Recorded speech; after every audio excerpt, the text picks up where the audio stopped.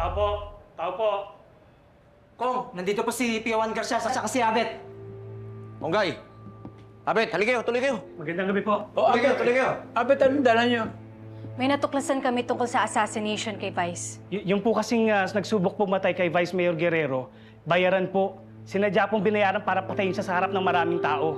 Ang maganda po niya, nakakuha po kami ng statement ng pag-amin ng tao at mamaya, ilalabas ko po agad malaking expose ito laban sa mga Guerrero. Mag-ingat ka. Baka balikan ka katulad ng ginawa nila sa mga di makulangan. Maraming salamat po, pero wag po kayong mag-alala. Sinusubaybayan ko po si Tanggol, bilib po ako sa kanya at naniniwala ako sa kanyang adikain. Bilang isang journalist po, handa naman po akong ialay ang buhay ko para sa katotohanan na tama. Oh, ngayong nakakasana ang laban natin, dapat tuloy-tuloy. Hindi kagaya ng mga taga sa atin doon. Konting ulan, konting gutom, ayaw na. Tayo hindi tayo susuko. Lalaban tayo. Fight, fight, fight! Ang hindi pagsuko ang tanging paraan para tuluyan ang mawala ang kasamaan. Tama.